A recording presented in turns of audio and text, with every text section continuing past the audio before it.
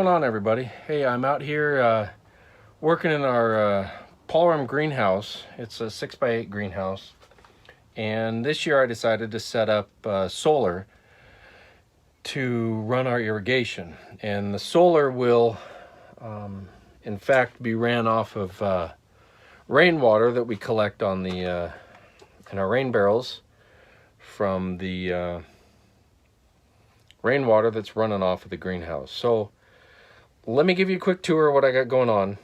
So what I've got a approximately 10-gallon barrel in here, which has got a nipple connector to, I don't know if it's a 5/8 hose or not, whatever size hose that is. That hose will directly run into my 1 gallon per minute 12-volt RV style water pump. And on the other end of that, the outlet, we've got irrigation hose. And so what we'll do is we'll hook up numerous irrigation hoses and nipples, the drips, the sprayers, that sort of thing on here, and it'll be able to work in the greenhouse. Right now the greenhouse is just full of plants that are needed to be out of the frost in the winter, but soon it'll be full of tomatoes and that sort of thing. We're also working on a second greenhouse that I'll make a video about later. So what we've got going on in the solar here is I've got a solar charger, I've got a battery, and this is I believe it's a 20 amp solar charger, and I've got the battery, and then I also wired in line a 12 volt switch.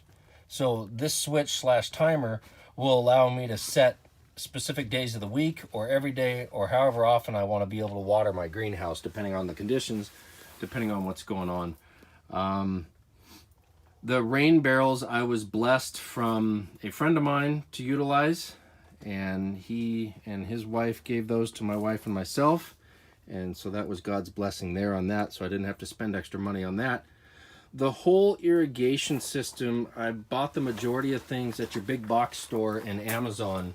Cost about $150 total, I think, to make. So let's go outside here real quick. Also got this off of Amazon. This is my solar panel that's running strictly the irrigation. You can see I've got some excess power, some 110 volt power that I've got wired into the greenhouse from the house so that I can run a fan and run LED lights. I'll get those hooked up too.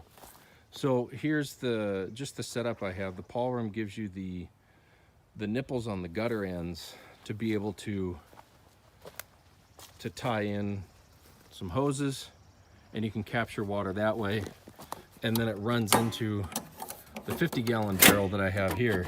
So the 50-gallon barrel, I just took a T and drilled a hole in the top. I didn't want a huge hole in there, and it'll collect the rainwater in here. In turn, what I did was I put a spigot on the outside and a small hose that'll run rainwater from the 50-gallon into the 10-gallon, whatever size that is inside.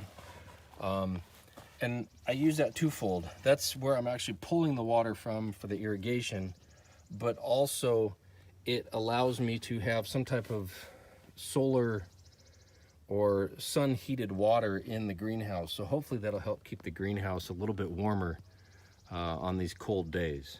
So I was talking about cold days. Some of you folks are having a nice mild spring. We are too, but you got to remember the mountaintop homestead that my wife and I have here, it's up at 2,100, 2,200 feet up in the northwestern part of Virginia. So being able to keep my stuff out of the frost and potential frost and not have to worry about that is a big deal up here, because all that hard work we put into germinating seeds and growing out the seedlings and transplanting, that sort of thing, I don't want them to go to waste by one frost. We can get frost up here in the beginning of May. We had it last year and it ruined some of our outdoor plants. But anyways, that was the idea of having the barrel inside, was that it would generate a little more solar heat that we could conduct that heat out, and over the period of a few hours during the night, that would allow us to be able to have a little extra warmth in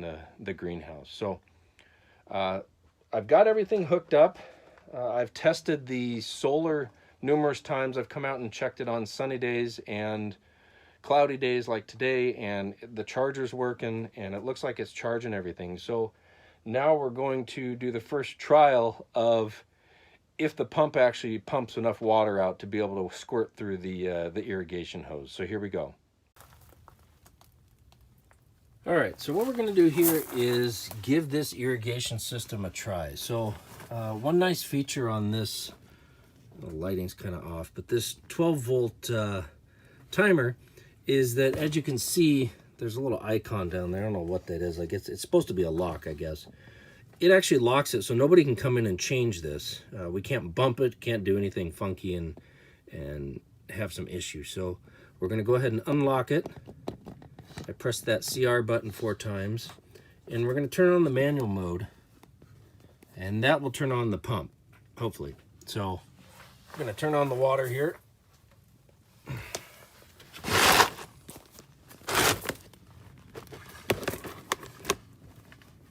And we will give this a shot.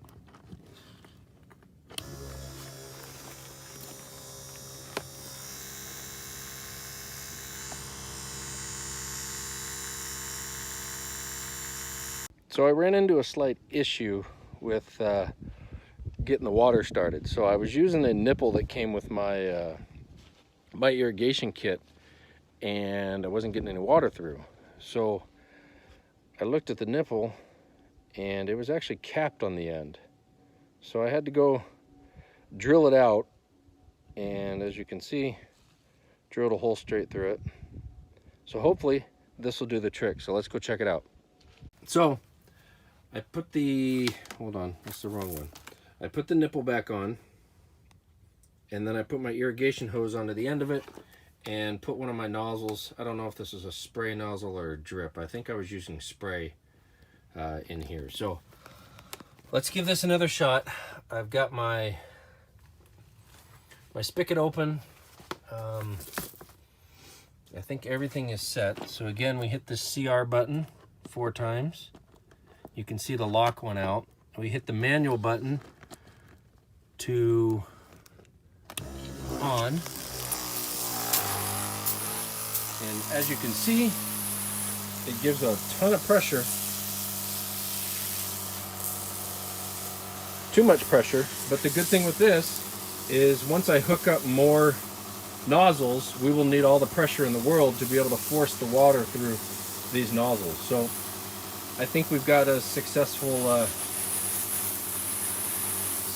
irrigation system that I'll be able to put in place. So we're going to do some other videos. This year we're trying soil bag planting. We're going to plant some lettuce, endive, spinach, and I think another style of lettuce. So we're going to plant those in these bags and see how we do this year with it, and they're going to stay in this greenhouse. And then another video we're doing, I'm currently building a 16 by 8 foot cattle panel greenhouse, and so we will go ahead and do a quick video on that one too, and how that's coming along. So that's it today, guys.